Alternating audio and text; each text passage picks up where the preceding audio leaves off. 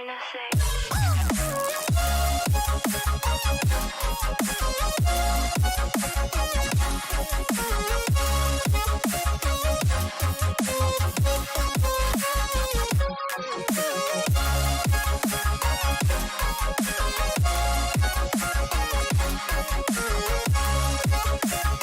It's gonna be too much for us to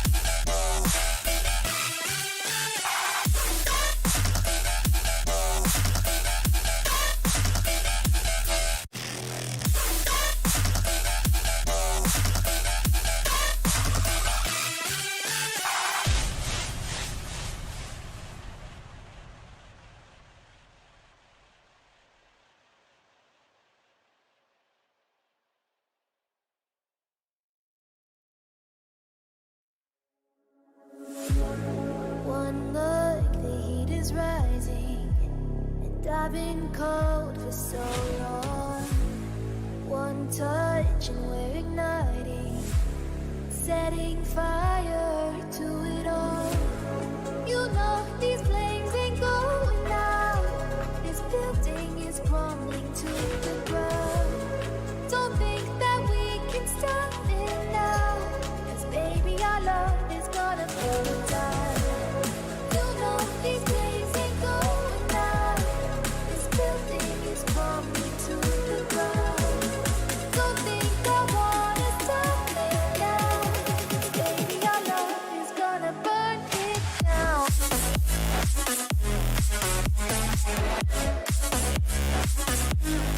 Burn it down.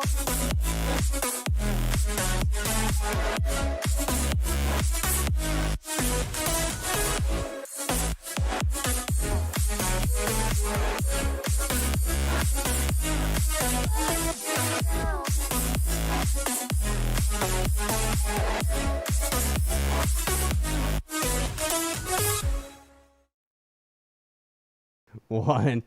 And welcome on in, ladies and gentlemen, to Apollo Racing Club ACC GT3 action here tonight at the Nurburgring. 60 minutes on the clock. We are about to head into qualifying. I'm Adam, EV500. Joining me in the booth tonight, once again, is Moose McAdams. Hello, Moose. How are you doing? How was your week? I am doing fantastic. It's been an interesting week over on my side, but we've got a good start to the holiday weekend here with a race over at Nurburgring in the GT3s, and I am very much looking forward to this. One of my favorite tracks in the game.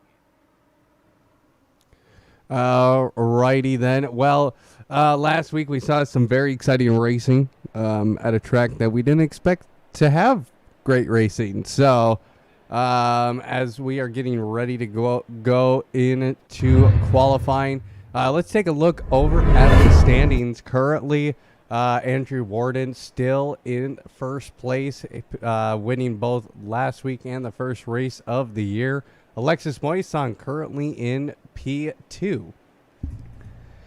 Fred Forsberg jumps up into P3 after his second place finish last week. And then Doug Wetzel in fourth, Tommy Kogan in fifth, Daniel Wright sitting in sixth position. So what do you think of that top six? Some very interesting races so far for them. Yeah, and it's exciting to watch it unfold in the standings. I mean, something we want to pay attention to here is the fact that both second and third are tied in the standings as far as points are concerned, and then fourth and fifth are within a point of one another, which is making these rivalries between some already pretty fierce competition that much more intense. Brands Hatch was certainly an interesting race to watch. We watched Andrew Warden win it. I think, honestly, just he just had the better pit strategy, and we might see something else pop up like that here. But one of the nice things about Nürburgring is it is a nice and balanced track for pretty much every car that's on the board today. So it really is going to come down to which driver is the most prepared, who has the better setup for the track, and who's able to handle the 60 minutes the best. That is going to be a question indeed, who can finish 60 minutes on. And this is I would say probably one of the harder tracks on ACC. Not too many overtaking opportunities available. Easy to hug the inside line and just deny passing and just make your car very wide on this track. As we are riding with Rob Jakes here. You still got the standings up, just so you know. Yep, I'm moving it right now. There we go. There we go. But Rob Jakes currently coming out on an outlap in that Nissan GTR in the Yoshi Auto Sport. He is the first man out on the grid. Let's see who else. We've got the entire AM grid out right now. Let's see, right behind him in the 188 car, it's going to be Alan Zoe in the Porsche 991, which is an interesting track, or an interesting car to take on this track. I mean, I would say that about the Porsche anywhere. But especially in the chicane towards the end of the track, what he's passing through right now is probably going to present the biggest challenge for him. But we are about to have our first hot lap kicking off here shortly with our friend Rob Jacques starting his lap right now. He crosses the finish line. Well, crosses the start-finish line, gets in the turn one, looks very clean, doesn't get that tail end loose at all. And this is where basically I've heard every driver say about this course, this is patience sector. This is the patience sector. If you're very patient and just keep your foot on the throttle, but not too much, you will make it through that section very cleanly. It's a very low grip section of that course section in sector 1. This is a 3-mile track as well, so we're going to see lap times close to 2 minutes here this evening. Almost certainly, and yeah, there's a couple places on this track where patience really is the key, and the hairpin he's approaching is a perfect example of that, where you want to slam on the brakes as late as possible, and you feel like you need to get on the gas right away. But a lot of drivers underestimate just how long it takes to get around the corner before you can get on the gas. And what you'll see is a lot of people are running wide or spinning there at the exit. So it'll be interesting to keep an eye on the drivers and watch how they handle that. As there are quite a few corners here where patience really is the key to this, to setting a good lap time here.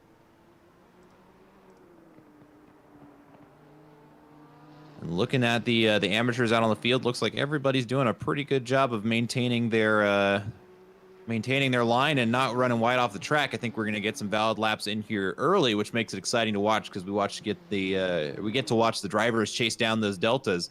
We're looking for those green numbers out of all of them, and we know the drivers are going to be looking for them too. And it's going to be very interesting to see, are these drivers choosing to do the route I like to go with, which is set a clean, easy lap just so you have something on the board and then start chasing delta, or are they going to get out and start pushing right now? But we are going to have our first valid lap coming in. Barely sneaking in a 156 with a 156.997 out of our Jacques here. And we're going to see what the rest of the amateurs have to do as far as to answer that lap time. But that is going to be a good lap time out of our amateur. And we'll see if it gets beaten. It does. Brandon Gobes coming across the line in the Audi, beating him by 0.5 of a second with a 156.4. And some other people filtering in behind with some slower times. And we'll see if they're able to pick those up going forward here. Joshua Kimball ended up invalidating his lap. But Brandon Gobes going fastest here. Rob Jock in P2. Alan Zoe going third fastest with a 157.714. Chris Yu with a 158.183. Andre Alfonso with a 158.689. And Roadside Cookie coming in with a 159.2289. Saavedra coming in with 156.295. He's currently under evaluation, but he's battling with pro class guys. He's 8th currently in the pro championship. And we saw that he has the chops to be able to keep up with our pro drivers after Brands Hatch with a very strong finish out of him in the Bentley, and was definitely fighting tooth and nail with most of the other drivers there. It looks like it's a 6th place finish for him at Branch Hatch, and we'll be looking for a better finish, or maybe the same finish for him here. Lap time's looking pretty all right, but if practice was anything to base what we're expecting to see out of the pro drivers on, he's going to need to find almost a second if he's going to be competing with them like he was at Branch Hatch. Looking over at Timmy Wilkins now, driving in the McLaren, the Yeet McLaren, currently in 9th on the standings. He has not put up a time yet in the amateur class. He comes through the final turn, looks very good. I think he's able to maybe get a valid lap here. He comes across the line and puts up a 157.771, and he goes 5th fastest among the amateurs. There's quite a bit of delta between all of these drivers here. We're seeing almost a 3-second spread between 1st and 8th place currently right now. And this is going to present an interesting challenge for these drivers who are setting slower quality times to see how they're able to hold up their race pace once qualifying is over. It may just be the case, and I've certainly have tracks like this where I just, I can take all the gas out of the car and can't go any faster anyways. And that might be the case for some of these drivers, but we were looking at low 155s during practice out of some of the pro drivers, so we might see some action not just from the amateurs trying to catch up to the pros, but once the pros start passing through them, should be an exciting race. Roadside Cookie putting up a 156.568, so he picks up some places. He's currently 4th fastest. Brandon Gobes, let's head over to him. He is currently on a hot lap in that MJ Motorsports Audi. Currently 0.5 up on his pace. Actually, I want to head over to Alan Zoe because I think he is actually almost done with his lap here because he is almost a second up on his time, which would put him at a 156. Yeah, it would be a 156. It wouldn't be an improvement for position, though it would get him within 0.2 of 4th place, just behind Roadside Cookie in the McLaren. But let's see if he's able to pull off some magic here. Just 3 corners left here, including a chicane. He might be able to sneak those 0.2 out of there to be able to catch Roadside Cookie. We'll see if he's able to pull it off. Comes through nicely. We'll see if he's able to balance the car, get on the gas early, and get going down the straight. No, and he's going to lose a lot of time in that last corner. Just overcooked a little bit in the entry, but still going to put down a pretty solid time of 157.3. Timmy Wilkins now going 5th fastest with a 157.036. So an improvement from him. Let's head over to Chris Yu. Unless you want to try your hand at trying to pronounce that name, sir, I am not. But a minute 10 here for the amateurs to get through this qualifying for amateurs, as some of you know, and if you are new here, welcome. Thank you so much for tuning in tonight. The amateurs in the evaluation class have the first 10 minutes of qualifying to have the track to themselves. After 10 minutes, they have to come into the pits and allow the pro drivers to have their quality time. And so at the 10-minute mark, you're going to see pro drivers starting to come on out for their out laps. And by the time they start their hot laps, most of the amateur drivers should be in the pits. It looks like they're kind of already starting to do that, with the majority of our amateur drivers already having returned to the pits. Just 4 cars back out on the track right now. And I think they're all just kind of settling with what they've done, and they're going to wait and watch to see what the pro drivers are able to pull off. So we'll be keeping an eye on these last 4 drivers. Looks like the furthest one forward is going to be Alan Zoe in the Porsche, who's going to be trying to beat that 157 he set just a lap ago, and does not have a lot of time to do it. It looks like this is going to be his last lap to be able to try and get in there. And unless he, well, I don't know. It was a rough last corner for him, so there's definitely, it's going to be an easy improvement for him if he can just stick that final corner. Does not need to make up a lot of time there in order to pass Tim Wilkins in 5th place. Just 3/10 are needed here, and he easily lost more than that in the last corner as he comes around into the braking zone. Just coasted a little bit longer. Now get on the throttle and go. And there's that delta coming down. Is it going to be enough, though?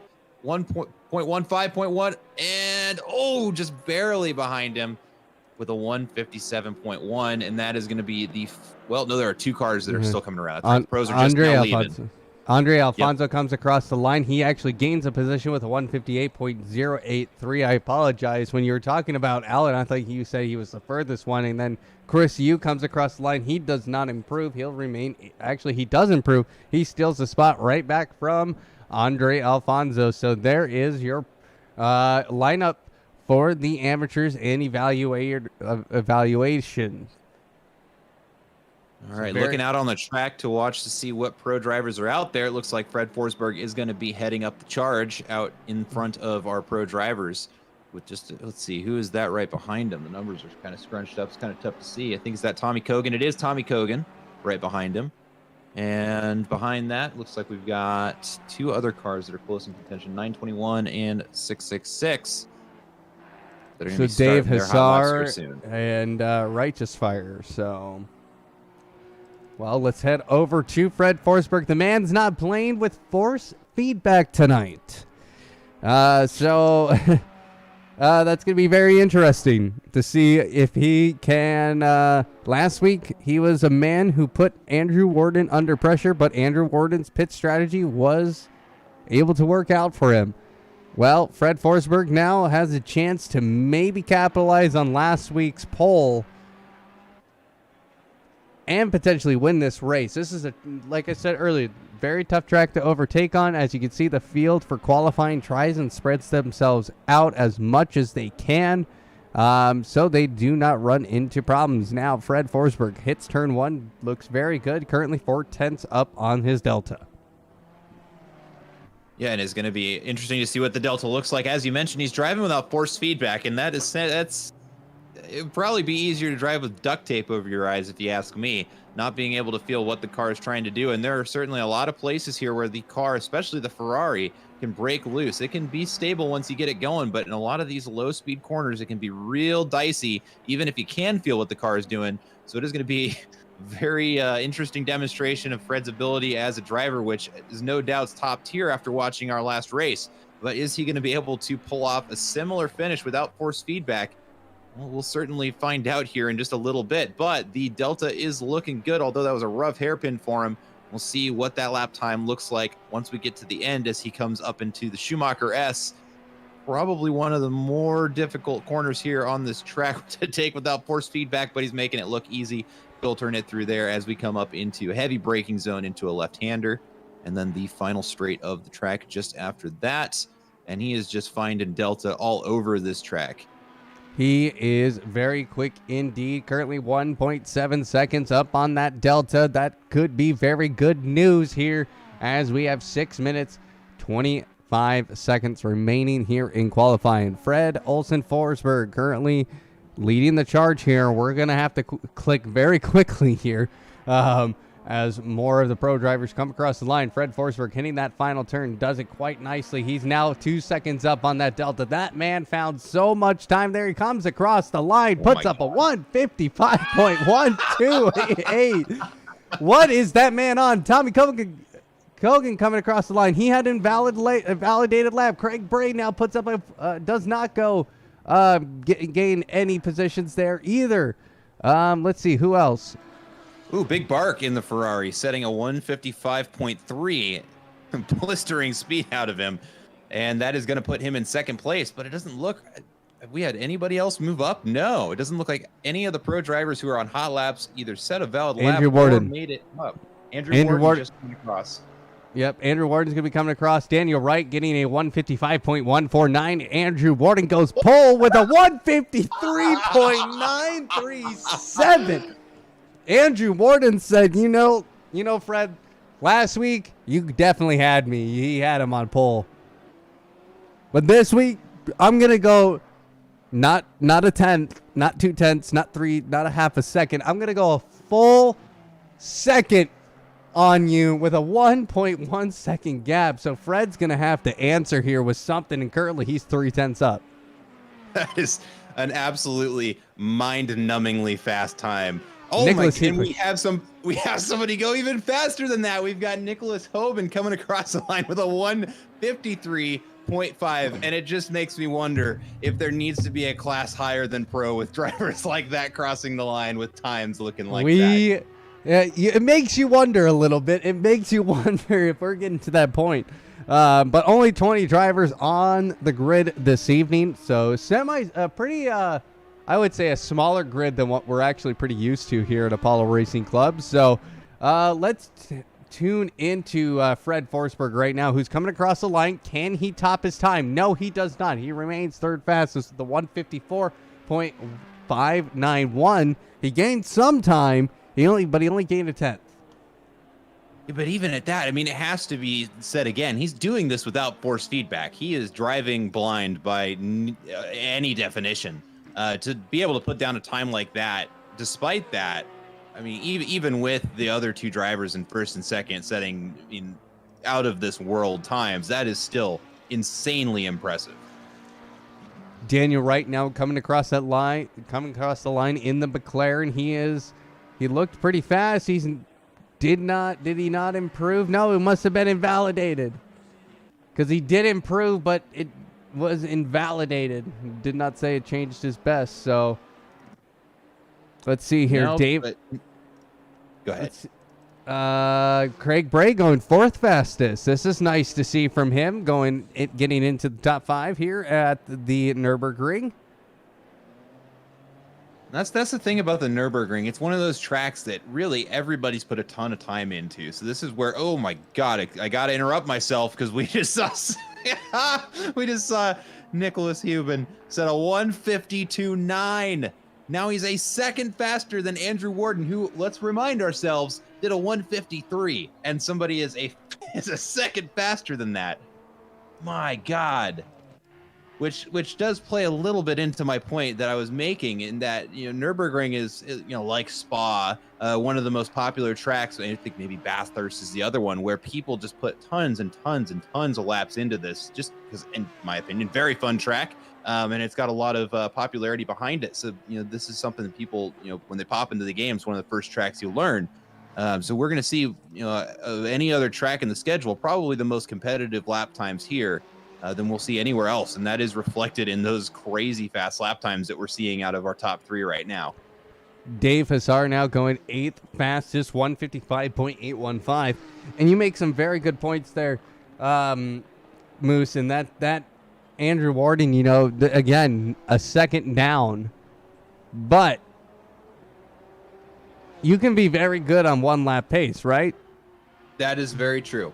That is very true. As a lot of people do make the mistake, in my opinion, of doing their practice in hot lap mode, where you got no gas in the car and perfect tires every lap, does not necessarily translate to having a strong performance during the race, where there's more than one lap you got to worry about. Mm-hmm. So it'll be interesting to see if these fast lap times are just quality trim, and they've put a lot of practice into their hot laps, or if they have the chops to be able to keep that lap time up in a race setting. We certainly know that Andrew Warden has the ability to do that, as we saw last week at Brands Hatch. And I don't think we saw Nicholas Hubin last week. So we'll be keeping an eye on him to see if he's able to keep up that alien speed throughout the entire race. And 1 hour is a long time to try and get a car to go that fast. So it's going to be an interesting demonstration from him to see if he's able to keep that going throughout the entire race.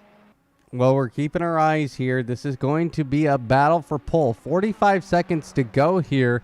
I'm keeping my eyes on Fred, because that's who we should keep our eyes on, because he's the first man in front in this top three. And really, we should just, this is going to be interesting to see what happens here. Here comes Fred. He will have enough time to start another lap. This is going to be, he'll be absolutely ecstatic about this, because guess what? Andrew Warden and Nicholas Hubin, they're all on their final lap. I do not see a chance of them completing a lap. No, probably not. And it looks like Fred is going to, well, I don't want to say throwing the towel. That's not the right way to put it, but he is going to call it there for his qualifying session, putting it back into the pits after crossing the start-finish line. So looking out, it looks like we have two people cross the line at the very last second who may be able to get another lap in. Let's see here. It does look like they're going to be able to. The number 666 car is going to keep going for it. It looks like number 51 is turning off. Nope. And they're going to put it out on the outside of the track there too.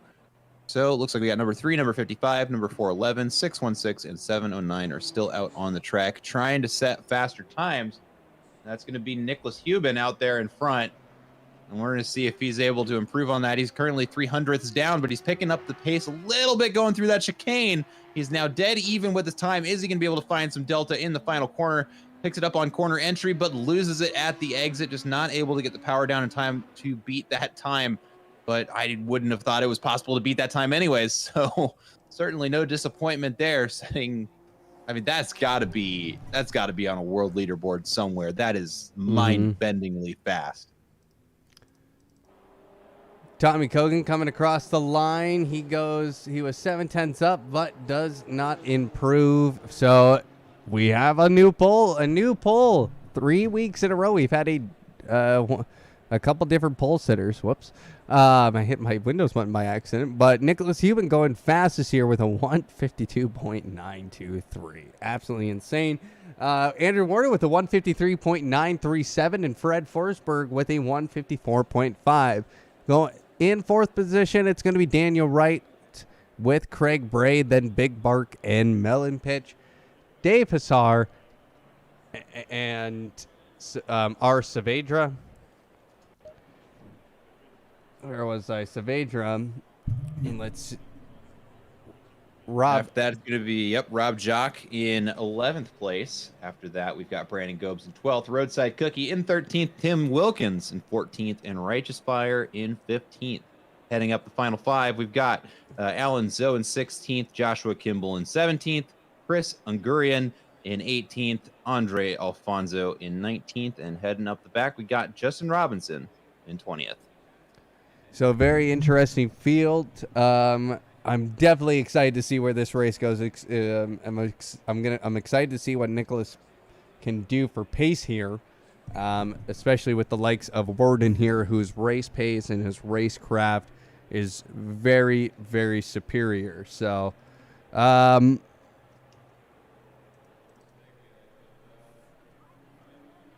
see. What other... Go ahead. Well, I was just gonna say we got 2 minutes to go until we start our formation lap. Right now, drivers are going to be making sure that they've got enough fuel to finish this race. They've got their pit strategy figured out, making any final tweaks they feel they need to the cars to get prepared for this race. We're going to have a full formation lap for everybody to get their tires up to temperature, and then we kick this race off. Looking at the board, we do have... Looks like we've basically got it separated between our pros and our AMs. Not a lot of upsets there with the evaluation driver in the Bentley, R. Saavedra, we saw last week, performed very, very well throughout the race. Currently he's heading off the top 10. We'll see if there's any improvement there throughout the race. And then as far as the rest of it goes, it really is a battle amongst pros and a battle amongst amateurs. Not a lot of mix-up here at Nurburgring.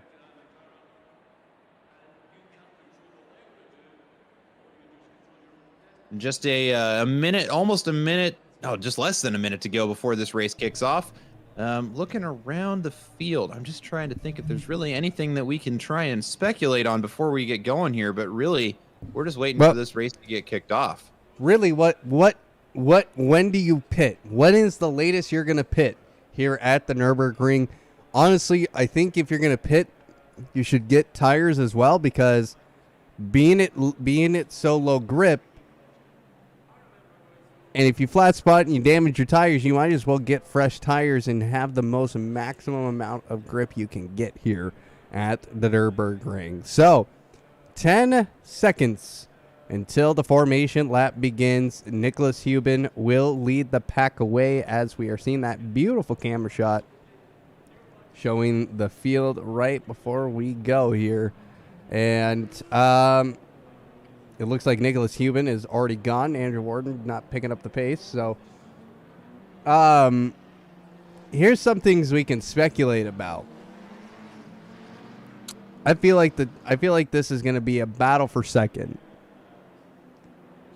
because Fred Forsberg, obviously his pace in qualifying matched Warden's pace. Basically, they were both a second off of Nicholas Hubin's time. So Nicholas Hubin's probably going to just drive at some point, check out. I hate to say that about drivers, but a man who can do a second quicker than in qualifying than the rest of the top three. That's, I'm hoping his racecraft. I've never seen this man race. Have you? I have not. At least, no, I don't think I have. I haven't driven with him. I certainly haven't watched him drive. So it's going to be interesting to see what happens. Really focusing on getting those tires warm, which makes me think maybe he does actually command that much pace out of the car in a race scenario. It'll be certainly interesting to see. And it may turn into a race for second between, a couple of other drivers who we've seen have the pace to be able to keep up with Warden even on his best day. But during quali, he was quite a bit faster than, Fred Forsberg, who is driving with a handicap today. So it'll be really, I'm curious to see if Forsberg is able to put on a strong enough performance, even without force feedback, to be able to hold off Daniel Wright or whoever else may come for third place. And hang on to it for a podium finish with quite the challenge going into this race. Now, I really want to talk about the fact of the rest of the field, not our top. The top, the P5 on to P10. Any of these guys can do really well here tonight. I feel like Daniel Wright is very strong at this track. He's P4 currently. Obviously, Craig Bray, very strong track for him. He's currently in P5. Big Bark showed up again with another good qualifying in that Ferrari. And Melon Pitch as well. He's had some great races in that Lamborghini. Sadly, he's been wrecked a couple of times as well in those races. But when he's not being wrecked, his racecraft is strong. So this midfield fight is actually something we got to keep our eyes on for tonight, because we got Saavedra in that Bentley. That man is very quick in the Bentley, and it'll be very interesting to see what he'll be able to turn up tonight in that car. That is very true. One thing I just want to note before we get the race started, that quali time out of Nick Hubin, the 152.9, that is 0.3 faster than the Coach Dave Academy car time in the same car. So that is like professional driver levels of fast. So we'll see if he's able to keep that up during the race. It'll definitely be exciting to watch. But talking about the top 10 in general, you are absolutely correct. It is anybody's game behind second and third place, honestly. All of those drivers have the pace and the racecraft to pull it off. Let's just see if they're able to keep up with the pressure, because they're going to have a lot of it in that field, as they are all very similar as we're getting ready to start this race. And here we go. Nicholas Hubin leading the field away. Green flag flies, and away we go here at the Nurburgring. Nicholas Hubin, just like I said, he's going to dart away into the lead here. but it's going to be a fight. Nicholas Forsberg, he didn't get a great start there because Daniel Wright is currently in front of him in P3 as they go through turn 1, but there's contact between the two Ferraris, the Ferrari and the McLaren there, Fred Forsberg and Daniel Wright, and that's going to knock Daniel Wright back down the order. So Fred Forsberg retains the position, but definitely some reports going to probably come out after that. Looks like Tommy Cogan, he made up, no, that's not Tommy Cogan. Go, that's going to be the Ferrari of, who is that? I'm looking. It looks like it's going to be Big Bark that got shunted there in the Mercedes arena and is going to have to try and catch up to the rest of the pack. Hopefully that's not major damage to the car and he's able to pull him back in. And everybody's going to be driving to reduce pace. The race just started, so if he's going to make his charge up there to catch them, now is probably his best chance to do it. Dave Hazar and Saavedra coming together there in that Bentley and the Nissan GTR. Now we're seeing the leaderboard cycle through, so we apologize if it's not correct.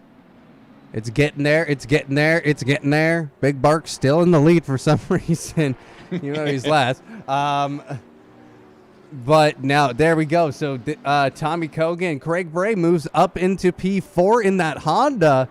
So the Honda might be a strong car here. Maybe get on the podium here tonight for him. But it's going to be a matter of driving here. Fred Forsberg obviously trying to drive his fastest here. But Nicholas Hoban, excuse me, driving away with this here. Basically a full second ahead of Andrew Warden, and Fred Forsberg now currently 2 seconds behind Andrew Warden in P3.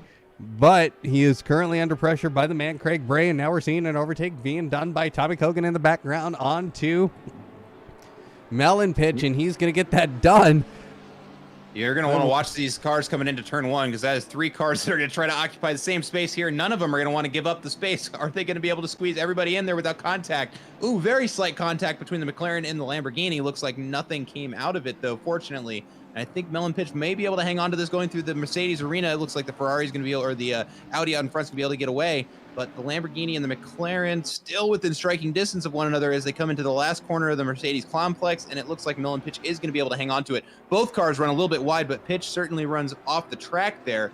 And I don't know if it just slowed him down enough to where that Mercedes or the McLaren is right on top of him again going into that corner, and he's going to get the outside line and cut Melon Pitch off. Coming into another low-speed corner here, bumper to bumper between these two cars coming down to the straight. Looks like the McLaren is going to get the getaway here, but the Lamborghini behind does have the draft to be able to keep him within striking distance. Coming into the long hairpin here, neither car is really going to be able to do anything here. It's just a matter of who gets the better exit to be able to carry their speed up the hill, up through the Schumacher S. And looks like Melon Pitch got the better of the getaways there, but it just does not have room, like we were talking about earlier during the cast here, to get around him. Just a very narrow track in a lot of these places, and we're going to have to keep a close eye on these two drivers because it might be the case that they are trading positions quite a bit here, although the McLaren is starting to kind of eke out a little bit of a lead as they come down the final straight of the track to get ready to prepare for the chicane, where who knows what happens. If that Lamborghini is close enough to be able to try and make a move there, Melon Pitch is definitely going to be the driver to try it, but I don't think he's close enough to make it happen this lap. He's going to have to wait until the next one to see if he's able to cinch up the lead, but the McLaren has a rough exit there and gains all of that time back for the Lamborghini, and now he's going to have an opportunity to try and maybe make an overtake going into turn 1 if he goes for the dive bomb, which would be risky this early into the race. It would be absolutely risky indeed to do right now, but we're going to ride on the back of Daniel Wright as they come into turn 1. No, it's not going to be enough for Melon Pitch, but Melon Pitch getting real close here. Like I said, this is a section where you don't have the greatest amount of grip. No, and these are both insanely competitive drivers. Both of them have been in more races than I think either of them can count together. So they're both very aware of what either one of them is able to do. And they are going to be fighting tooth and nail to make sure that they are the better of the exchange. Let's head on back because I think I see a battle brewing behind you as well. It's going to be towards the back of the pack. I thought I saw it was very close. Yeah, no, 10th place, Brandon Gobes. This is a battle for 10th place. He's currently holding off 2 other cars, Rob Jacques, who we saw a decent performance out of, and Alan Zoe in the Porsche behind.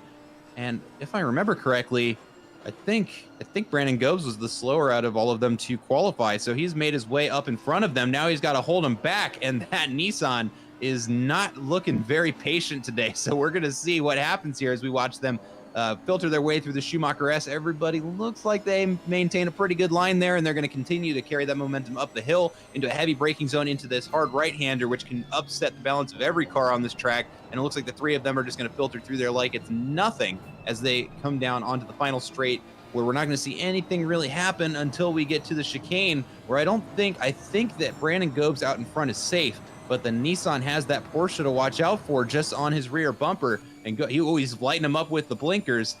Are we going to see him try something in the chicane? Just not close enough to make something happen there, but it does look like the Audi kind of breaks away from the pack there. And nope, just as I say that, the Nissan reels him in the final corner, and now we go down the pit straight, and we get ready to take turn one again. I don't think any of them are close enough to try to make a move on the other, so we're just going to have to watch and see what happens here throughout the rest of this lap. But looking at the map, there is a lot of close driving going on right now. I really don't know where we should point the camera at, because there is excitement everywhere I am looking right now. Well, now there's a train forming behind Fred Forsberg. Oh, boy, Fred. Run, Fred, run. That's all I'm telling you, man. Oh, boy, maybe not having that force feedback tonight. You know, I do understand, though. The man did have he did tell me why. Completely understand. Not going to say why he doesn't have force feedback tonight, but totally understandable. It's justifiable, but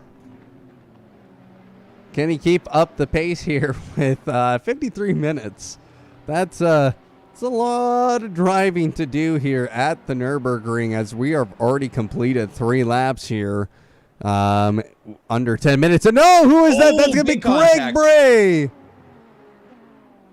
Craig Bray got spun by who? Was that by Daniel Wright?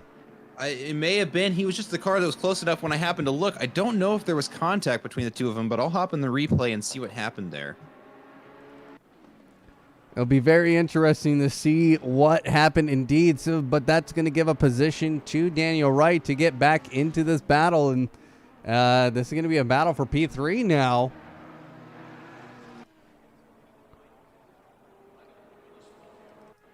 Nicholas Hubin still out in the lead. Andrew Warden currently driving a lonely race in P2. Fred Forsberg currently out ahead. And Tommy Kogan, he's actually had to slow up somewhere because Fred Forsberg is just flying. He has found a gap of 1.2 seconds in front of Tommy Kogan. But now Daniel Wright is putting Tommy Kogan under pressure in the McLaren. Just an update on Craig Bray. There was not contact between him and Daniel Wright. Unfortunately, it looks like the balance of the car was just upset going around a corner and lost the back end and spun it. And that is going to be enough for several positions to be lost, that now he is going to have to fight to get back. Craig Bray, once that's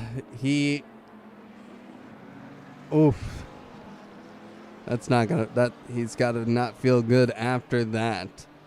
It's a costly mistake this early into the race when the traffic really hasn't spaced up, and you know, it's almost impossible to get back onto the track without causing a collision, which certainly nobody wants to see. So he just has to sit there and watch the entire pack get around him, and that does, just looking at the leaderboard, appear to be what happened. Something, I don't know if you just mentioned it or not, but I am just noticing it, that Nicholas Hubin appears to be racing a different race than everybody else. He's 6 seconds ahead of Andrew Warden. He's just gone. He's gone. I would put money on him lapping Warden before the end of this race. He is going absurdly quick. If he's able to keep that up, or maybe not Warden, but we might see him lap Forsberg here in 3rd place. It would be insane. Now let's head down even further down the pack for this. Looks like almost a battle for Pete 11 here with Alan Zoe and Andre Alfonso. Ooh, and the Porsche taking a little bit of an exotic line going through that chicane, cuts it a little bit on the inside, and he's actually very lucky the Porsche didn't kick him out there, because there's a big sausage curve right in the middle of that, and the Porsche does not like to take that well. but it looks like he's able to hang on to it coming around the final corner, crosses the start-finish line, manages to keep that BMW behind him. But for how long is going to be the question. It looks like Big Bark has caught up to them, and he's contemplating going up the inside, and he is going to shoot the inside. I think that the BMW kind of gave it to him there. Porsche's going to run away from him, and now they're going to have to chase down that Porsche of Alan Zoe. And one thing about the driver, Big Bark, he has put a ton of time racing in the Porsche in front of him. And so he is going to know exactly what it is and is not capable of, which is going to make it interesting to see how and when he decides to pass that Porsche, because he does have the pace to do it. Reminder, he's behind because he got spun around on lap 2 and is working his way back up the pack. But that battle for 11th is very quickly becoming a battle for 9th, as they are reeling in Brandon Gobes in the Audi out in front of them. And we might see this turn into a 5-car race for 9th. Nothing but excitement here at Nurburgring. It's hard to escape excitement at the Nurburgring, honestly. Obviously, home to the Nordschleife. Probably one of, I would say, the most difficult tracks out there. 8-minute lap times. Oh, and you're going to want to look at Big Bark and Alan Zoe as they are going side by side going into this corner. It looks like, the Ferrari just barely able to outbrake the Porsche there, and is able to, even though overshot the corner, manages to avoid a collision and get out in front.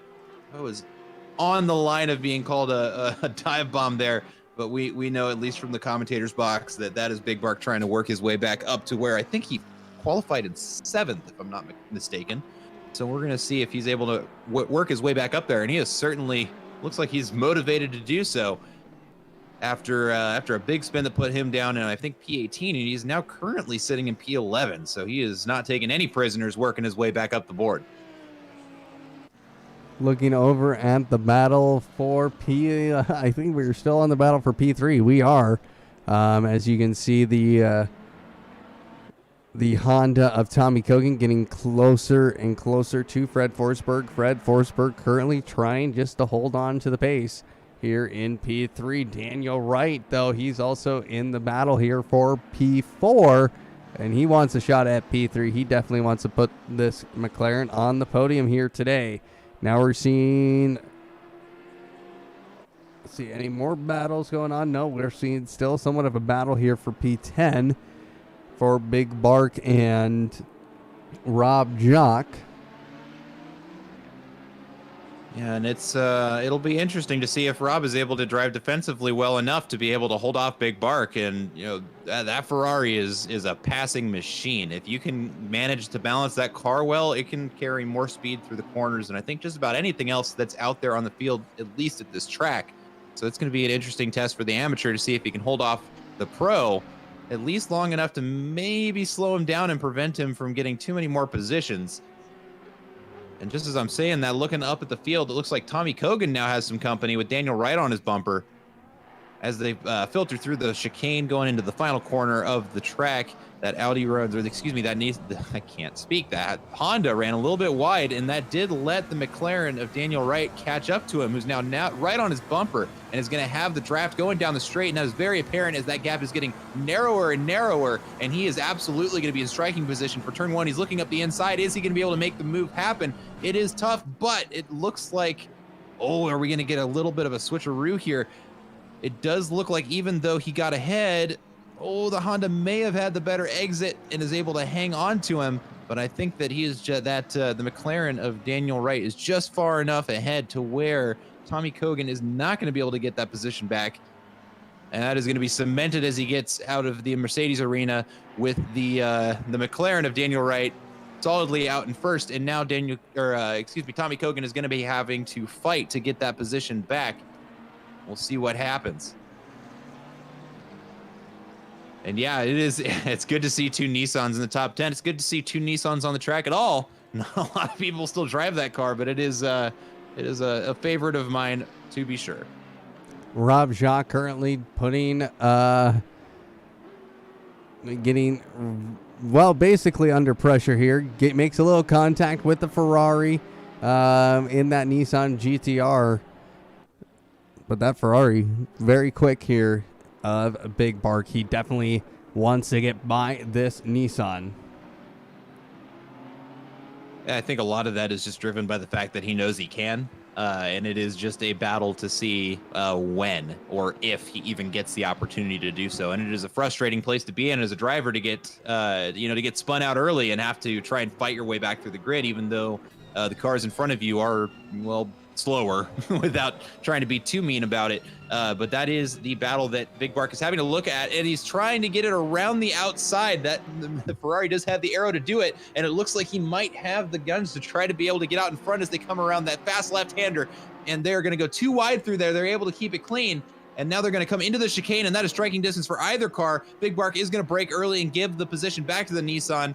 He's not going to be able to get the pass on this lap, but that is the smart decision, because trying to go too wide through that chicane is going to be a devastating mistake for either one of those drivers. But it looks like the Nissan gets a bad exit in the final corner, and the Ferrari blows past him to get the position, and Big Bark moves up into 10th position, and the Nissan is also going to lose a position to the Porsche, who got a great exit out of the final corner, and I think he may be able to hang on to it going into turn 1, but now we have 3 cars going through turn 1 at the same time, 2 of them too wide, the Porsche and the Nissan too wide, and it looks like the Nissan is going to be able to hang on to that position and gets it back from the Porsche, who passed him on the straight going through the final corner. And we've got another race on our hands now for 11th position between the Porsche and Rob Jacques behind him.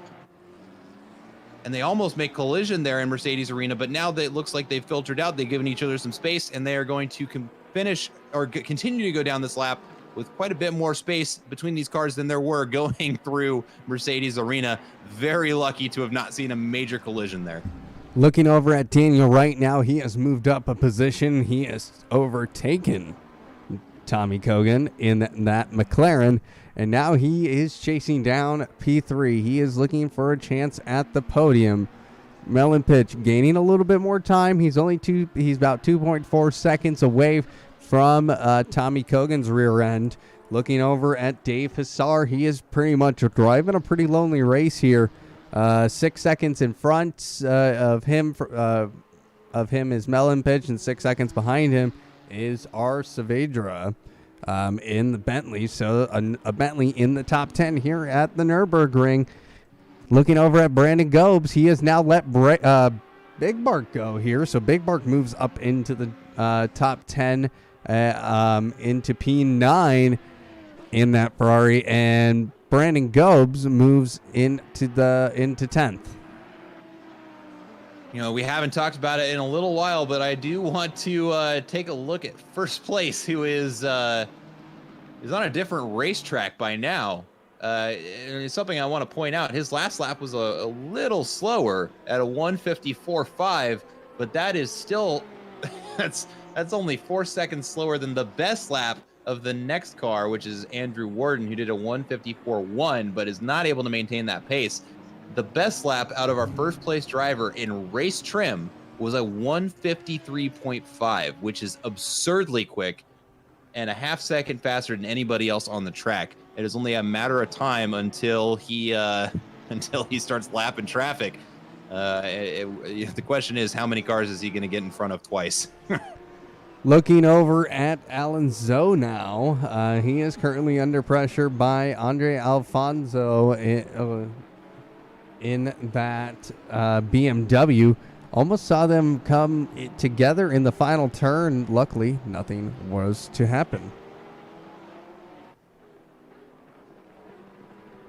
Looking over at Fred Forsberg, we now have another battle for third. It looks like he managed to hold off Wright for a little while, but he is reeling him in now.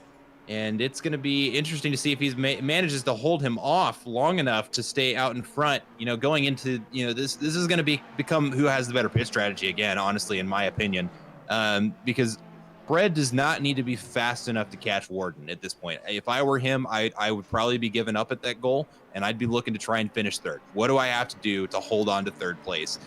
Because at the end of the day, he doesn't need to be faster than Warden. He just needs to be faster than everybody behind him, or at least just fast enough to where they can't get around him. And as we've seen here at Nurburgring, it is difficult to pass on if you have somebody that's even just kind of close to your pace. Even though they're slower, we watched Big Barks take about 5 laps to get around 2 cars.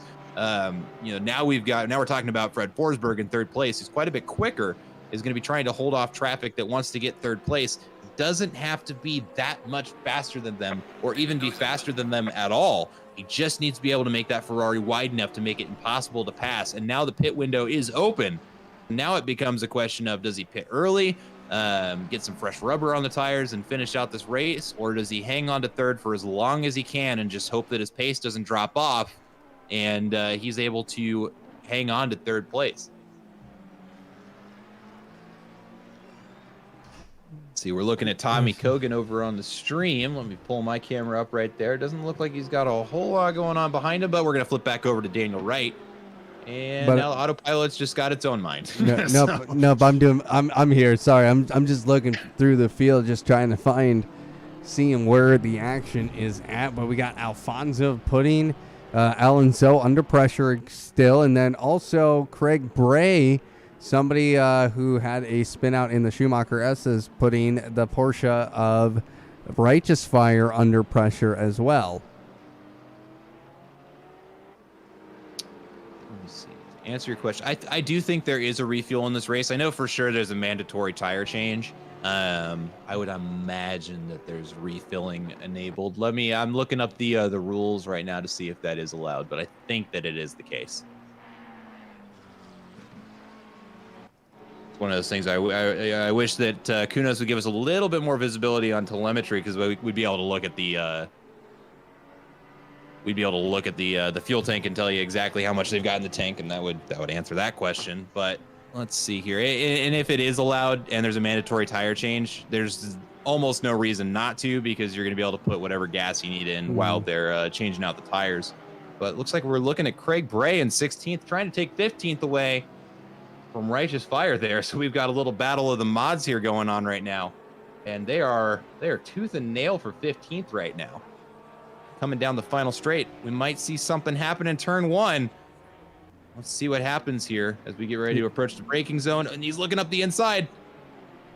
And he's got the inside line. Does he get it done? Nope, he does not, because Righteous Fire, he's right there. And this is where it's going to be very difficult to go too wide. But these guys are a master of the Nurburgring. Sadly, their position does not say they are. But I've seen these guys race here, and what a nice move there by Craig Bray. Got the switcheroo, and he now takes P14. So he's slowly moving up the grid a little bit. Yep, and that was very well played by Craig Bray there. Just waited for the mistake out of Righteous Fire, and when he saw him overshoot a corner, he had the Honda had the line to be able to get right around him, and that is.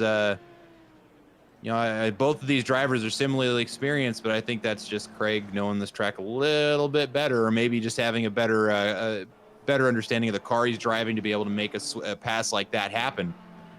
And, he might also just have the pace here, because he is leaving that Porsche in the dust. Well, now Timmy Wilkins, might be joining the battle here soon against the Porsche, as that McLaren of Timmy Wilkins is currently only 0.6 back off the rear end.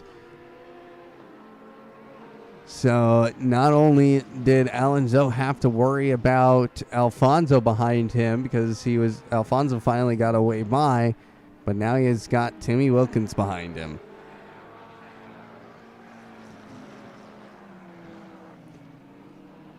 Let us look over at the fight for P3 once again. Daniel Wright keeping the pressure on, 0.4 off the rear end, but that's not phasing Fred Forsberg at all. He is just driving his own race. He is just trying to maintain the gap and make sure he can't be passed. No, and that is going to be the name of the game there, is just don't get passed, because, again, we got to say it, he's not driving with force feedback right now. He is driving blind, and he's got Daniel Wright behind him, a very competent driver, very fast driver. And I think that once if he is able to get around Fred Forsberg, that is going to be it for Fred Forsberg's hopes of a podium finish. And I think Fred knows that. So really, he just has to keep that Ferrari wide. He's just got to stay focused up. He can't let the pressure get to him. He just needs to keep that car going the right way around the track and keep everybody else behind him. I hate to interrupt you, but we now have a train forming again, behind Brandon Cobes. Yep, I see that now. when we were seeing the field starting to space out, it just bunched back up for the final spot in the top 10. We're seeing Brandon Gobes under pressure from Andre Alfonso. Alan Zoe trying to get into the mix, but he's under pressure from Timmy Wilkins and Craig Bray. He's also trying to get into the mix here as well. He's trying to make his way up the field, and he's potentially looking at this as 4 free positions for himself if something were to go wrong. Yeah, and I mean, that's what it comes down to. Every position counts, and every driver knows that. But watching these two, man, they are getting awfully close here to one another, and and we're gonna see Brandon Gobes dive into the pits. So we get one of our first pit stops. Actually, I think a couple of other drivers are already done. So we've got 2 in the pits right now, one coming in behind him too as well. So now is where the leaderboard is gonna make almost no sense. Yep. Yeah. The Craig Bray falling into the pits in that Nissan and not the Nissan, in the Honda. So very surprising to see him pit this early. I would have expected him to try and make up those positions, but who knows, because he is able to maybe make up a couple positions here because he actually looks pretty clean. No damage, luckily, in that spin of his. It looks like it's just going to be tires and refuel, so that might gain him some position. Now, Fred Forsberg under pressure from Daniel Wright in P3 with that pit window open. This is where you definitely do not want to lose a position, is right now. No, if he loses the position right now, I think that's going to be it for his third place hope. So, and he certainly knows that. A driver with his prestige is not going to be ignorant to anything that I'm saying right now. That's for damn sure. So it's really going to be a question of who can make those tires last the longest between the two of them. Really, Wright is in the best position here because he gets to decide when he gets to pit with almost no consequence, really, because he can decide to undercut Fred Forsberg, and then Fred has to react. And we've actually got cars spun around just in front of them as they're coming around the final corner there. Not sure what happened there. Who is that between? That's going to be between... Oh, I can't... They're just far enough away from me that I can't see it. That was Andrew Warden that was included in that. Uh-oh. That's not good. And actually, if you don't mind, I'm going to hop in the replay and see what happened there. Wait, what happened? There was collision between, looks like, Warden and whoever is in that Nissan right behind him, as they were spun around in turn 1 as Fred Forsberg and Daniel Wright were approaching there. So I'm going to hop into the replay and see exactly what happened there, because that could potentially be, massively detrimental to Warden, as now he's looking down the rear view mirror and has third place right behind him. Yeah, and he had the lead, didn't he? No, that's not Andrew Warden. Andrew Warden's fine. He's out in front. Who was it that I saw spun around there then? Looks like Van, maybe? Yeah, that's Van. Yeah, that must have been the broadcasting client getting things confused for me then. Just got mixed up in the splits. That's my mistake, folks. I was like, wait a minute. I'm so confused. All right, looking over at Timmy Wilkins, he has moved up in the P8. I would assume.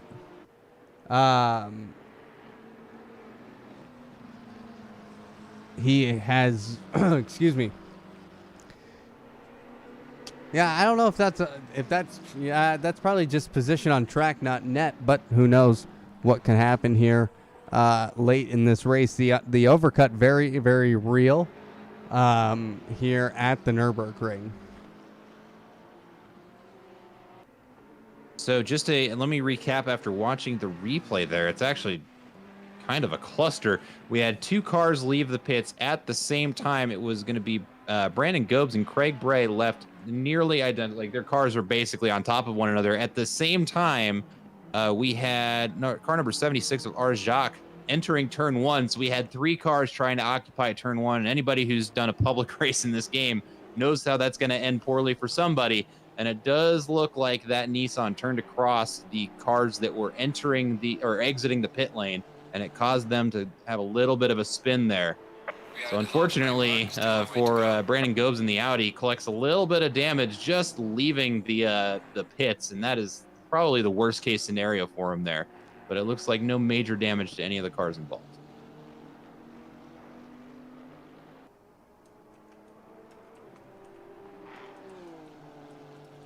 Looking around the field, I'm looking for any close battles going on right now, but really it's just a this is the 20-minute period of the race where we just kind of, everybody needs to get their pit stops done, and the leaderboard doesn't make any sense until they're all finished doing so. So we're gonna have to keep an eye on it. Let's see, going through the field here, and this is where it gets interesting. Saavedra currently getting in that Bentley. He's fallen down the 14th, but he took an early pit stop. Melon pitch up into 4th now, as Daniel Wright, he actually made a pit stop. I will say he made an early pit stop, putting him down into 7th. So Fred Forsberg able to get a little breathing room here. Now, the question is, when does he pit? I don't know, because correct me if I'm wrong, he also took a late pit stop at Brands Hatch, and it didn't exactly pan out for him too great. So it does make me wonder if that's just his go-to strategy, is stay out on the tires as long as you can and hope for the best once you get back out there. But without the force feedback, giving him information on how the car is handling, I honestly don't know that I have an opinion on what he needs to be doing there, but we just saw him run a little bit wide there, mid-corner, coming around the hill there. But now that he's coming down, we'll see how he handles it going through the long hairpin coming up here. But I'd be thinking he needs to get that car into the pits, get some fresh rubber, and try to finish out this race, and just hope that Daniel Wright is not making up enough time to be able to displace him during that pit stop, because that is going to be the determining factor to whether or not he hangs on to 3rd place. Melon Pitch still has a pit stop to serve. So do the other 3 cars immediately behind him. So not really a threat to his 3rd place finish right now. Really, he's just got to be watching for Daniel Wright and to see if that undercut is going to be enough to be able to snag 3rd place from him. And if it does, I don't think we see Fred Forsberg take it back. Well, let's see here. I think if Fred Forsberg was to pit right now, he would actually come out ahead of Daniel Wright. I think he would come out in P5 actually. I don't think he would lose that many positions, but he continues to stay out. Hello, call me Andrew. How you doing tonight? 7 minutes until the pit window closes, so yeah, he might be thinking that late pit stop might be the way to go here as he is navigating through traffic. And no, he gets bumped by Timmy Wilkins. Oh no! And now there's more contact. Oh, that's a really unfortunate turn of events right there. Fred Forsberg getting collected by a back marker going through turn 1. That is about worst case scenario for him. He is almost certainly going to need to get into the pits right now. Lost 7 seconds during that little incident right there, and surely did a number on the tires, which are going to be getting to the end of their lifespan in a 1-hour race here. Man, I hope he gets in there and it's a good pit stop for him, because now we're looking at Daniel Wright being within striking distance, depending on where he comes out on the track when Forsberg is finished with his mandatory pit stop. Well, Andrew Warden was able to get his pit stop done, so I assume Fred Forsberg would be able to as well. Yeah, and with 6 minutes left on the timer, theoretically, he has time for 2 more laps to be able to get back into the pits safely. Oh. Actually, I hate to say this, Andrew Warden actually, I thought Andrew Warden had the space. He did not. He's fallen down to P3 as now Fred Forsberg moves up into P2. So maybe he's trying. Is he trying the overcut? It's certainly possible, but I would imagine that he had to have given up hope on that once he got spun around. But also, Melon Pitch has his pit stop done, and Daniel Wright's currently in P7. Yeah, that certainly doesn't bode well for Daniel Wright. I mean, we've got cars that have finished their pit stops, and he's way down. That almost doesn't make sense. Oh, and we almost have collision out of Forsberg. Almost tapped one of the back markers there, but he is going to stay out another lap. He is dead set on making those tires last as long as he can. And actually, looking at the leaderboard now, may just be the right call. It may be the right call because look at the amount of space. 44. The gap between him and Nicholas Hubin is 44 seconds. Nicholas Hubin's going to pit at some point in this race. He is our current race leader, going very fast, and now that Nissan finally gets out of the way. Hopefully he doesn't make contact again with Fred Forsberg here. But this is... I'm really thinking... that Ferrari has wipers on. We don't have any rain. And he flies off track. Adds 5 horsepower, and as you can see, it made him run wide. But just watching Forsberg, and I'm really watching the car closely here, he is struggling on those tires. He's had to catch a slide twice now mid-corner. One of them almost turned into a tank slapper. I don't know how he's catching those without force feedback, but he's making it look like it's trivial to him because he is still driving that thing as hard as he can. We didn't see it. We didn't get a representative lap time last lap because he had that incident that slowed him down by almost 9 seconds by the end of the lap. But his Delta's not looking phenomenal right now. Coming around, he's 2 seconds down on his best lap of this half of the race. He's got to get that thing into the pits by now. I understand how the leaderboard looks, but he's losing a significant amount of pace on those tires. He's got to pit this lap anyway. Yeah, he does. He wouldn't make it another lap around. At least not without serving a race-ending penalty at this point. So come on, let's put it in. Oh, no, what's he doing? Oh, there he goes. He's in the pits. Okay, okay, that's not unsafe. Okay, so. All right, Fred Forsberg serving his mandatory pit stop. We will see Nicholas Hubin do the same thing here in just a minute, and we'll see where they all filter out. Right now, I am watching Andrew Warden and Daniel Wright. Yes, yeah, I calculated it out. So the last time that we saw a gap is that Daniel Wright was 51 seconds behind Fred Forsberg. So that's going to be enough. That might be enough.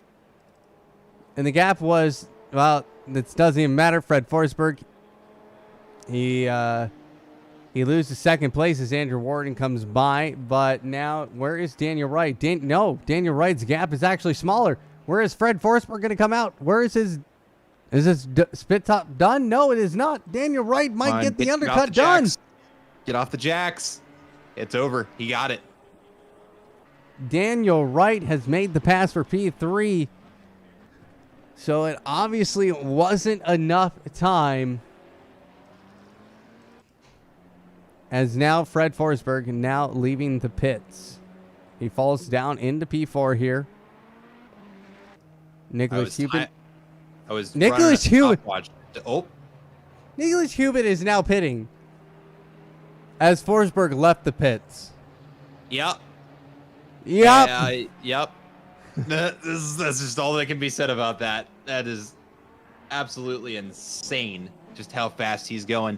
But I ran a stopwatch on Fred Forsberg's pit stop there. Even if he hadn't been hit and caused that spin just a couple of laps ago, Daniel Wright would have successfully passed him in that undercut. It would have been real close. But by the time that Forsberg got out to turn one, I think that Daniel Wright would have been in striking distance and could have made that pass happen. So it is definitely unfortunate to see that spin, as it actually may have been the defining factor for Fred Forsberg being able to hang on to a podium position. But after he filters out of the pits, he is now in 6th place, now making his way around a back marker. And the two people in front of Fred Forsberg is going to be Daniel Wright and Tommy Kogan and Mellenpitch. So he's got his work cut out for him. Now Craig Bray, he's up into the top 10 now, which is great to see. We are seeing Andre Alfonso. He is in P11. Timmy Wilkins, who is currently under pressure of Righteous Fire, in P12. Yeah, and under fire indeed. He's got a Porsche right behind him, the Porsche of Righteous Fire, and he is going to be trying to get around that BM. Oh, actually, no, the leaderboard is all screwy again. Okay, I'm watching Timmy Wilkins. He's got Righteous Fire right behind him. All right, now I understand what's going on. That Porsche is going to be trying to get around that McLaren there, and just right now not in striking distance, and he's going to have to choose that moment carefully, because either one of those cars, they don't have another mandatory pit where they can maybe try and fudge the numbers, getting an emergency repair in there. These guys got to make this car last to the end of the race if they want to hang on to the positions that they're in. So they got to choose their moment carefully. Right now, all Timmy Wilkins has to do is just keep that McLaren wide, but that Porsche is going to be fighting to get that position, and looks like the gap is widening, so we'll see what happens next lap, but at least for this lap, the McLaren is going to be able to hold that Porsche behind him. Oh, and a big lunge from the Porsche there. Just maybe broke a little late, but it does look like it's going to pay off for the McLaren, getting the better exit going down the straight. We'll see. The Porsche recently got a buff to its straight line speed. Got the aero reworked just a little bit, but it does not look like that extra top end speed that it was given in the recent BOP is going to be enough for him to close up the gap before turn 1. And they are going to probably keep this car order going through Mercedes Arena. Probably nothing going to happen between these two anytime soon unless something goes wrong with Timmy Wilkins out there in front. Alan Zoe was actually, he was pretty quick here. He was up a few positions as well before the pit cycles happened, and now he's dropped down to P15, and he is chasing the likes of Brandon Gobes and Righteous Fire. Brandon Gobes, he's getting closer to this battle for P12 as well. Update on Big Bark. Haven't looked at him in a little while, but nothing too exciting going on in his race aside from the fact that he is now one position away from where he started this race after a spin in lap 2, putting on an excellent performance, and it looks like he is chasing down Dave Hassar for position with a 1.4 second gap between the two. And I haven't been watching them long enough to know if that gap is closing or getting larger, but we'll definitely be wanting to check in with them before the end of the race to see what these two cars look like, if they are in the same order or if Big Bark is able to make another overtake before the end of this race. Well, I can tell you it's getting closer because Dave Hassar was driving a very lonely race until now. Well, then we might just have some excitement here in the next couple of laps because, yeah, sure enough, that 1.5 second gap has evaporated a little bit now to just 1.2 seconds. We'll see if that continues to narrow down coming into Mercedes Arena.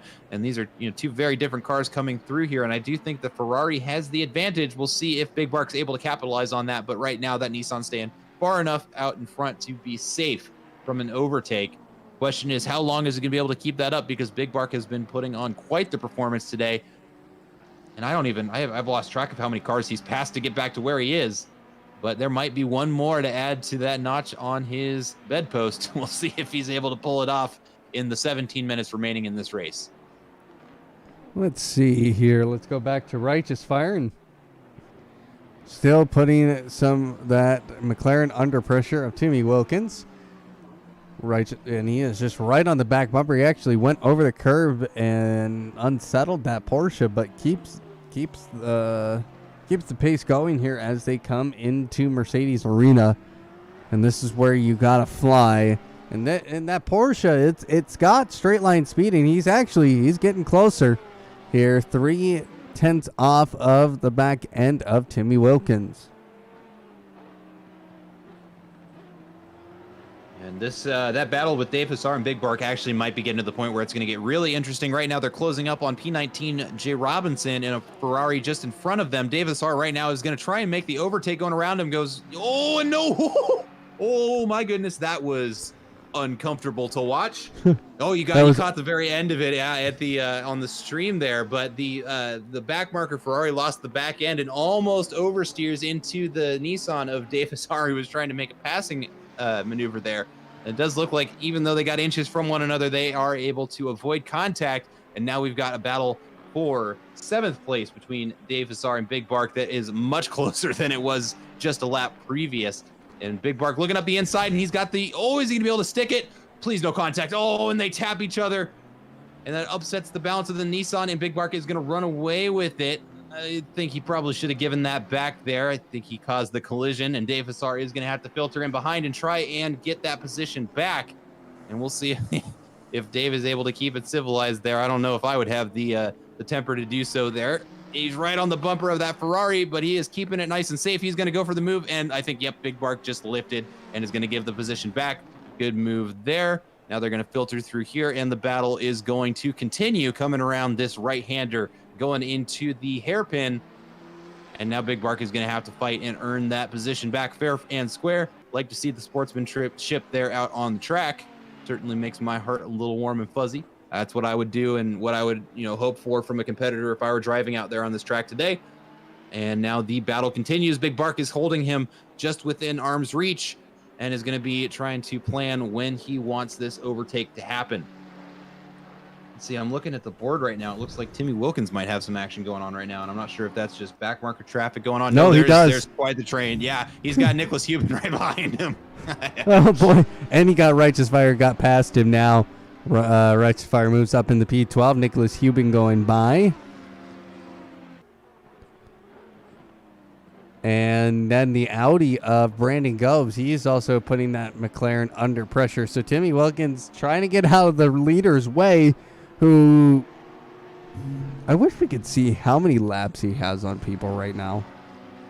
Oh, update on the battle between Dave Hassar and Big Bark. Dave Hassar missed the chicane a little bit and ends up running wide, and the Ferrari behind him of Big Bark was able to stick it and now has a pretty healthy lead in front of him going into turn one. That is going to be an unfortunate mistake from Dave Hassar, but it is enough for Big Bark to get back out in front of that Nissan, this time without contact, and we'll see if he's able to hang on to it going through Mercedes Arena. But if the last several laps we've been watching those two cars was anything of an indication, Big Bark is going to start to run away with this one now.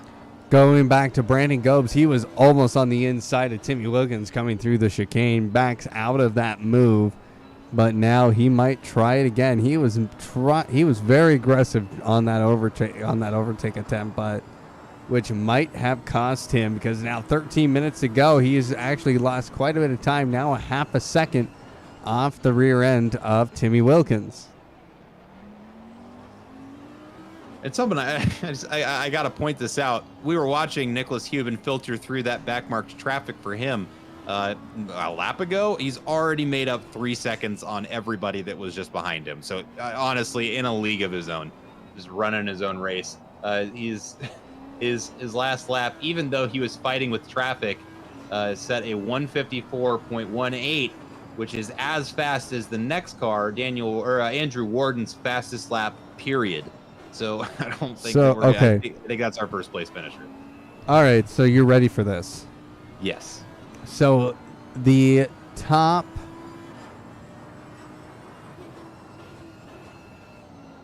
as people cycle through, I have to see real quick where Nicholas Hubin comes out here.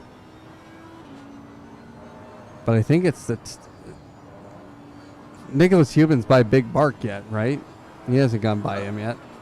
That's correct.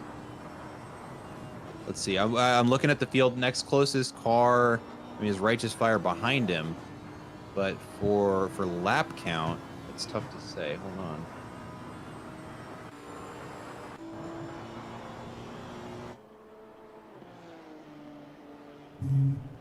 Yeah, I'm not sure where the next closest car. I think it's actually. Oh, and yeah, I'm not sure. I'm not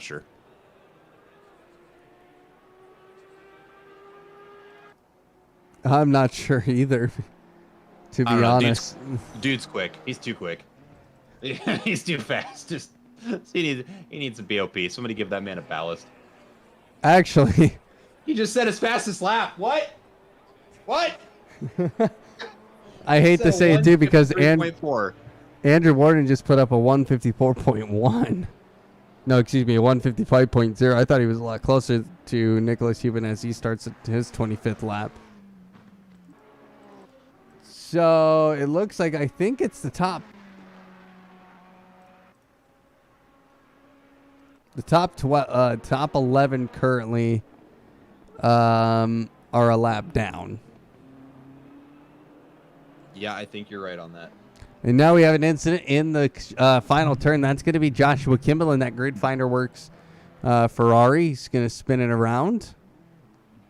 Yeah, and it's an easy place to do that in the Ferrari. Ooh, and you got to crank the traction controller, put it in a different engine map to get the thing off the dirt. It looks like he's able to get back on the track, though. And that is an easy turn to get the Ferrari flipped looking the wrong way around. So it's unfortunate to see it happen there to our grid finder Ferrari there.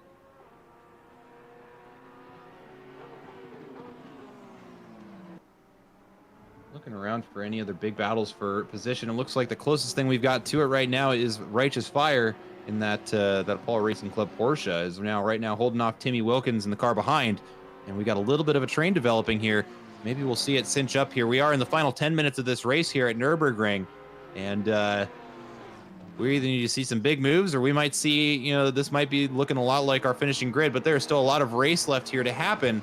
And there might be some developments here behind Righteous Fire, because now he's got a McLaren and an Audi behind him, and both of them are going to be wanting to get around that car.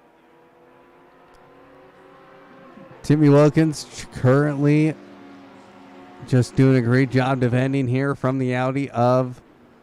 Oh no! Oh, what was that, Tim?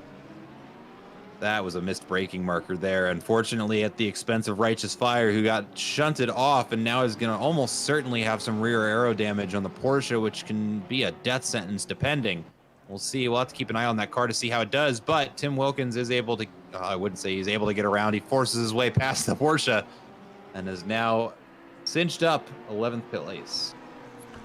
But the big winner out of that is Brandon Gobes. He makes up 2 positions for the price of 1 there. And now... Yeah. Oh, no. What happened there? Oh, and we've got contact. He gets collected after the spin. He got collected by Timmy Wilkins. That's Timmy Wilkins' 2 collisions in a row on the very same lap, actually within 2 turns. Gotta wonder what's going through his head right now. It is the end of a long race, but we can't be making mistakes like that this far, as now it's affected his own race. Yeah.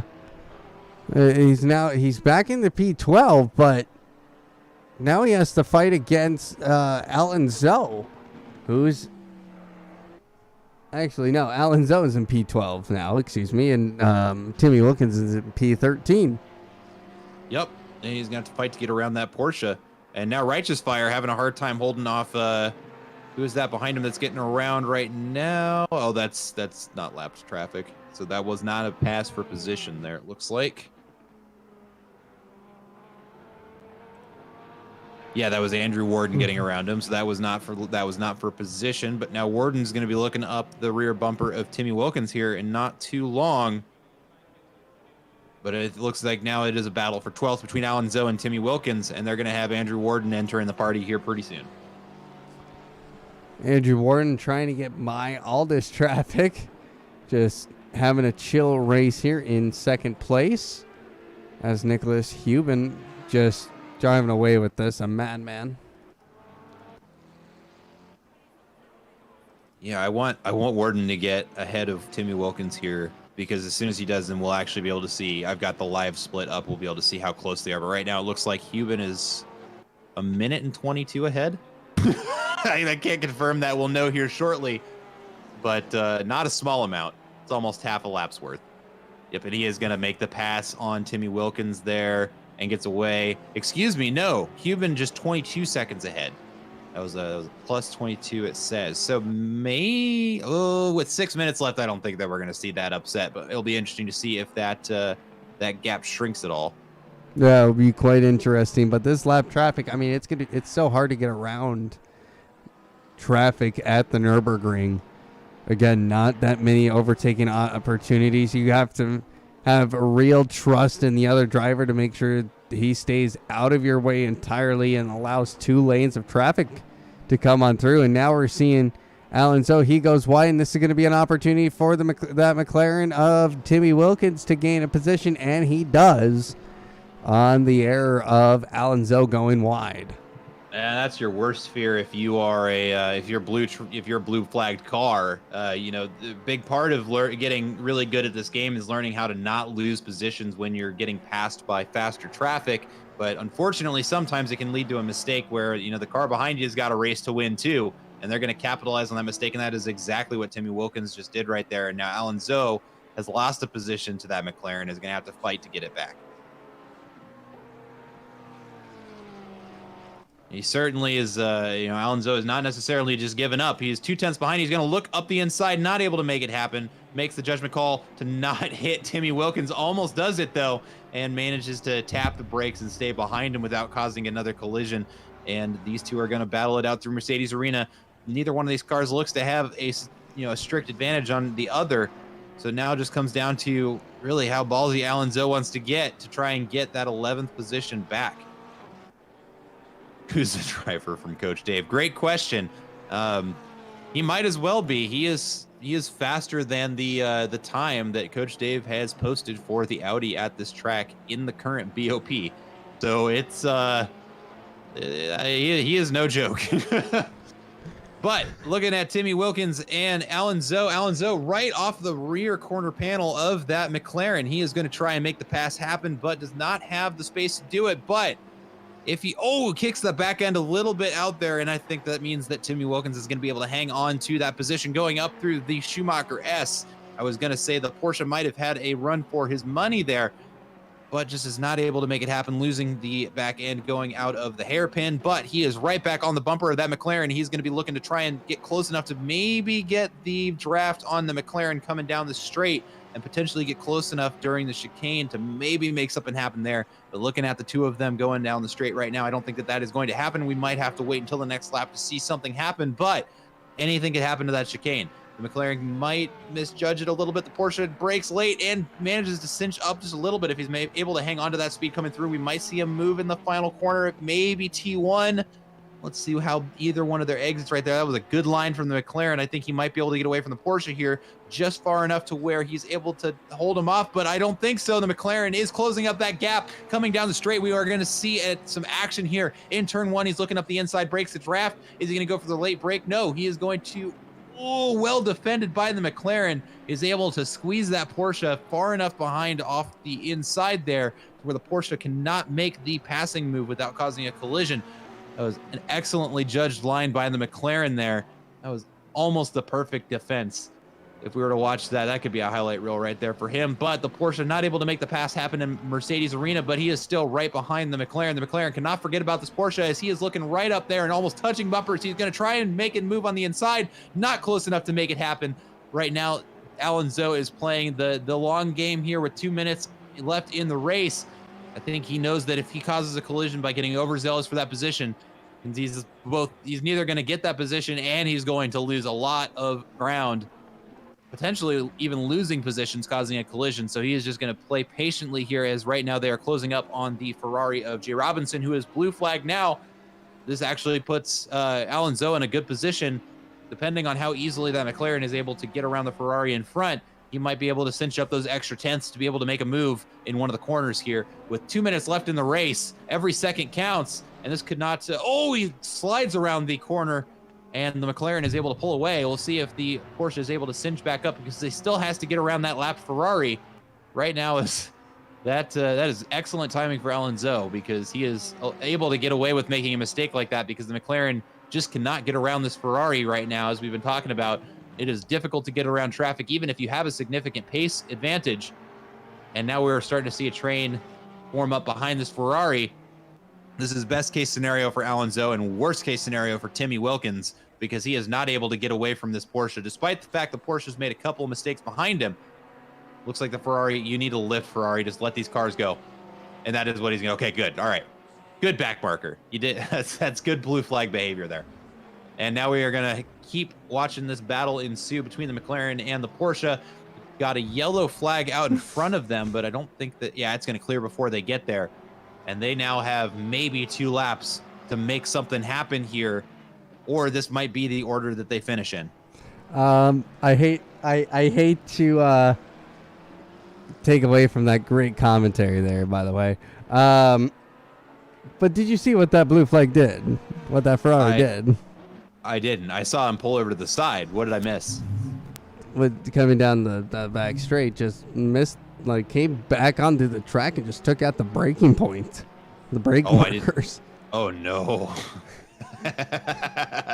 Well, if there's just came back onto the track, just shot across the track into the back, into the brake boards. I was like, oh, that's one way of doing that, of getting out of the way. Okay, please clip that if somebody please. But obviously this is Nicholas Hubin will. Where is he? He crossed the line before What? the time was up. That's insanity. But it Okay, is but the final lap. I see the white flag.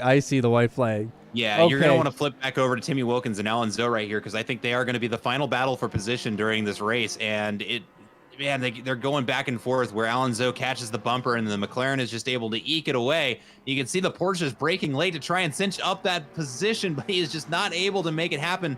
And unfortunately for Alan Zoe, that is going to be where he finishes his race. The McLaren is able to hold him off as they come down the final straight to finish their race.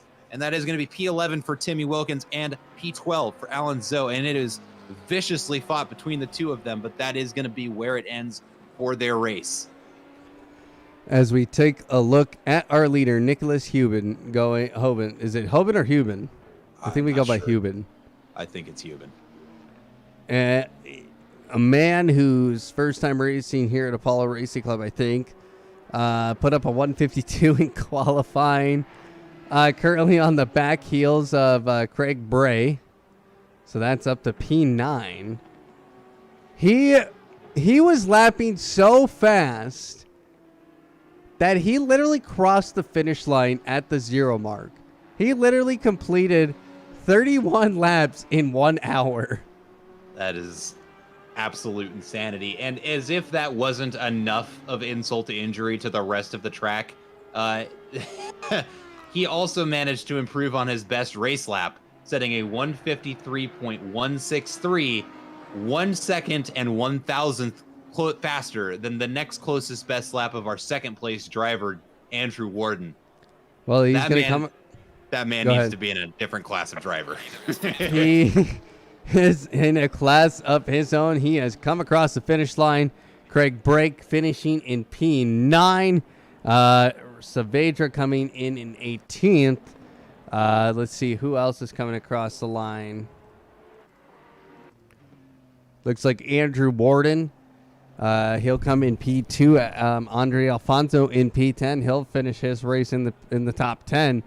Let's see, where is this battle with Timmy Wilkins? The Porsche of Allen. So he's trying to make a move on the inside on the final turn, but it's not going to be enough. As Timmy Wilkins, he rounds to final turn now. Oh, and it's he's not going to over get yet. P11. It's going to be a photo finish. Oof, it was so close. So close. Alan Zoe almost getting that position. Now let's head over to Righteous Fire, who is currently holding off the Nissan of Rob Jacques, and he's going to come across the line. He'll finish in P14. Rob Jacques in P15. Tommy Kogan will come across the line. He will get P4. Melon Pitch will get P5 along with Fred Forsberg in P6. Now Big Bark, he is one of the last finishers, I think. How did Dave Hassar not? That is a good question. Oh, you got to be kidding me. Well, we're seeing Dave Hassar. Wait a minute. Yeah, Dave Hassar, he's actually being under pressure by somebody who's already completed the race. Is that Bragg? Is that Krieg's behind him? Just That was screwing with Krieg's him? behind him. That's hilarious. What has happened? But your race winner, Nicholas Hubin, just absolutely, wow, impressive. Nicholas Hubin, I see you're in chat. You, sir, need to send a hot lap video of you doing those times and send them to Craig Shot, because whatever you're doing or beats me. It beats me. Well, ladies and gentlemen, that will do it for us tonight. Moose, final thoughts. No, just, once again, we're blessed with a really exciting race. It was definitely unfortunate for Fred Forsberg with the undercut being successful against him and losing those positions. But hold on, I think can send you a 152.3 if you want. Okay, all right, yeah. But, no, an exciting race from start to finish. We have Nicholas Hubin showing up in style, hanging on with the fastest lap in qualifying and far and away the fastest lap during the race. Excellent performance, sir. And the rest of the grid certainly putting up a good fight with everybody as well. We saw a lot of great recovery drives, looking at Kriegs and Big Bark, and a lot of long-lasting battles for position, throughout this whole race. So it was exciting from start to finish, and it's what I've come to expect from Apollo Racing Club. Mm-hmm. Well, ladies and gentlemen, thank you so much for watching this evening. What a race we had. That was quite insane. So join us next week. Where are we next week? I gotta look. Actually, next week next week is the 4 hours of Laguna Seca. So join us for that. And then we head to Bathurst. So next week, 4 hours of Bathurst. That will be an exciting event. So join us for that. Also, next week we have the iRacing 24 Hours of Le Mans. So we'll also have teams featured in that. And then F1 tomorrow. We won't have F1 this week. I think that was a consensus. No F1 this week. So this is the final stream this week. So sadly.